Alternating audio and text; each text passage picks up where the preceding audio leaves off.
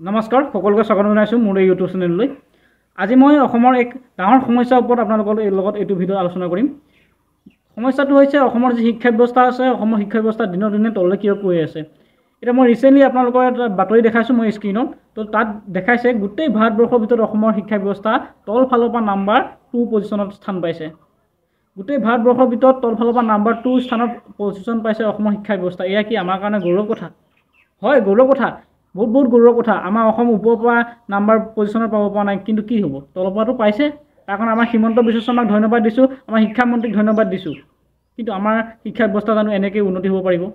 আপোনালোকে নিজেই কওক। দিনক দিনে অসমৰ শিক্ষা ব্যৱস্থা একেবাৰে তললৈ গৈ আছে। আগতে তলফালৰ পৰা 3 নম্বৰ স্থানত আছিলে, এইবাৰ গৈ তলফালৰ পৰা 2 নম্বৰ স্থানত হৈছে। ওপৰফালৰ পৰাতো স্থান পাবই পৰা নাই, তলফালৰ পৰা স্থান পাবলৈকে সক্ষম হৈছে। অসমৰ মুখ্যমন্ত্ৰীয়ে কৈছিলে গোটেই ভাৰতবৰ্ষৰ যিমান ৰাজ্য আছে তাৰ ভিতৰত আমাৰ অসমক 3য় স্থানত লৈ গুচি যাব, কিন্তু ক'ৰফালৰ পৰা লৈ আহিছে? তলফালৰ পৰা 3য় স্থানত লৈ গুচি আহিছে। আপোনালোকে নিশ্চয় জানে এখন ৰাজ্যৰ শিক্ষা ব্যৱস্থা উন্নত মানে সেই ৰাজ্যখনৰ কিমান এটা ডাঙৰ সমস্যাৰ সমাধানবোৰ হ'ব পাৰে। শিক্ষা ব্যৱস্থা মেইন বস্তু এখন ৰাজ্যৰ। গতিকে আমাৰ অসমৰ শিক্ষা ব্যৱস্থাই তললৈ গৈছে, বাকীখিনি কথা নকওঁৱেই।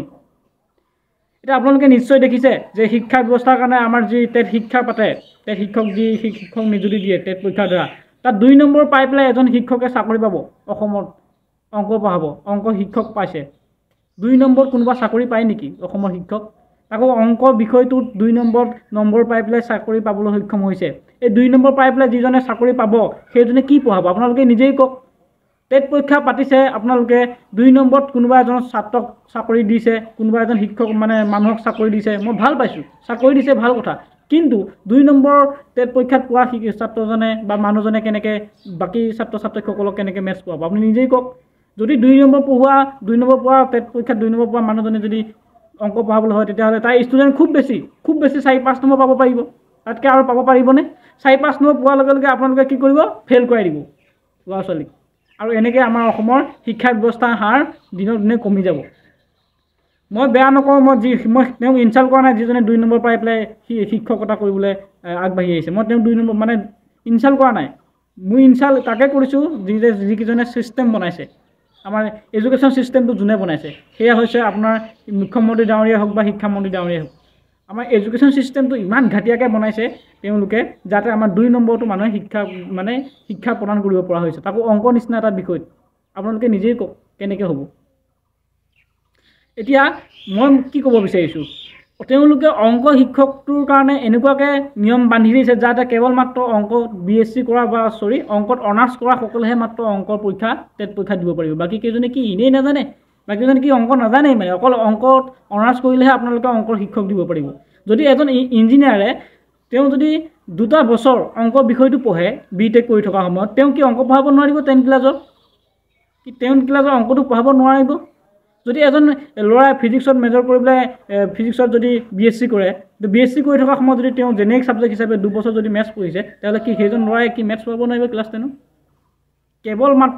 কেৱল মাত্ৰ আপোনালোকে মেথছত মেজৰ লোৱাক মাত্ৰ পৰীক্ষা দিবলৈ দিছিলে অংক শিক্ষকৰ কাৰণে। তাৰ কাৰণে অংক কাটত 2 নম্বৰ গৈছে।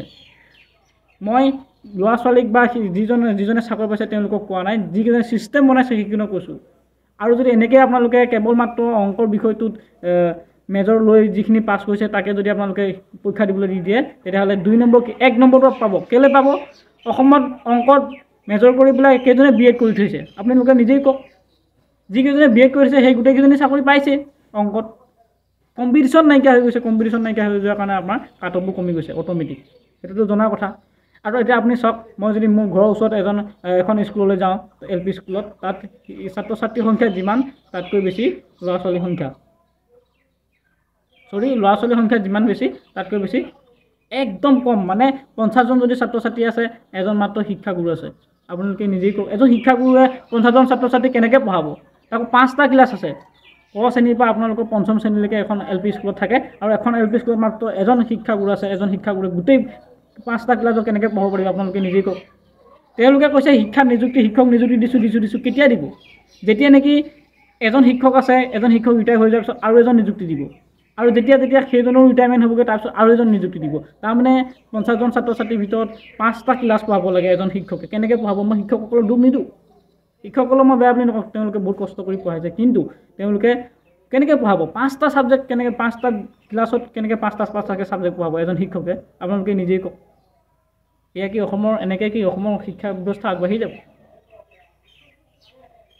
হয় আজি মই বহুতখিনি কথা কৈছোঁ আপোনালোকে মোক বেয়া পাইছে হয়তো কিন্তু মই আজি সঁচা কথাখিনি কৈছোঁ যদি অসমৰ শিক্ষা ব্যৱস্থা চেঞ্জ হ'বলৈ আছে তেতিয়াহ'লে আপোনালোকে নিজেই কৰিব লাগিব আজি প্ৰাইভেট স্কুলখিনি গভৰ্ণমেণ্টে খুলিবলৈ বেছিকৈ প্ৰমোশ্যন কৰিছে কিন্তু চৰকাৰী স্কুলবিলাক বন্ধ কৰি দিছে চৰকাৰী স্কুলবিলাক এনেকুৱাকৈ ইনফ্ৰাষ্ট্ৰাকচাৰ এনেকুৱা ফাল্টু বনাইছে আপোনালোকে নিজে দেখিব যদি বাৰিষা অকণমান পানীও আহে গোটেই LP স্কুলটোৰ বা গোটেই স্কুলটোৰ ভেটিটোৰ ওপৰত পানী উঠি যায় তাৰ কাৰণে কি তেওঁলোকে ইনফ্ৰাষ্ট্ৰাকচাৰ ডেভেলপ কৰিব নোৱাৰে মোৰ ঘৰৰ ওচৰত এটা LP স্কুল আছে তাত কি হয় অকণমান বৰষুণ দিয়াৰ লগে লগে তাৰ তলত যি লেভেল আছে সেই লেভেলটো পানীয়ে পূৰ হৈ যায় আৰু ল'ৰা ছোৱালী বন্ধ এসপ্তাহ খোলে এসপ্তাহ বন্ধই হৈ যায় বাৰিষাৰ দিনত এনেকৈ কি শিক্ষা ব্যৱস্থা ডেভেলপ হ'ব পাৰিব আপোনালোকে নিজেই কওক